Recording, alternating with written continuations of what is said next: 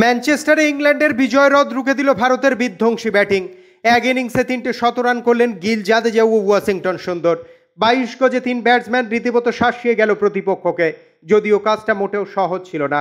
প্রথম ইনিংসে ভারত করেছিল 358 রান, জবাবে দুরন্ত ইনিংস খেলে ইংল্যান্ড। 669 রানের পাহাড় গড়ে তারা ভারতের সামনে লিড রাখেন 311 রানের। দ্বিতীয় ইনিংসের শুরুতেই 0 রানে 2 উইকেট হারিয়ে বেশ চাপে পড়ে গিয়েছিল ভারত। সেখান থেকে 100 রান করে দলকে টেনে তোলেন অধিনায়ক শুভমান গিল। 90 রান করে তাকে যোগ্য সঙ্গত দেন KL রাহুল। আগের ম্যাচের মতোই এ ম্যাচেও শেষ পর্যন্ত যোদ্ধার মতো লড়ে গেলেন রবীন্দ্র জাদেজা। জুটি গড়লেন ওয়াশিংটন সুন্দরের সঙ্গে। খেলা ড্র হওয়ার সিংহভাগ কৃতিত্বই তাঁদের। জাদেজা যখন 89 রানে ব্যাট করছেন, তখনই ড্র প্রস্তাব আসে ইংল্যান্ড অধিনায়ক বেন স্টোকসের কাছ থেকে। স্বাভাবিকভাবেই ভারত তা প্রত্যাখ্যান করেন। এরপর 4 উইকেটে 313 রান করে ইনিংসে হার বাঁচায় ভারত।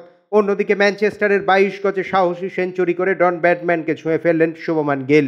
অধিনায়ক হিসেবে সিরিজে চতুর্থ শতরান করে ডন ব্র্যাডম্যান এবং গাভাস্কারের পাশে নিজের নাম লেখালেন তিনি।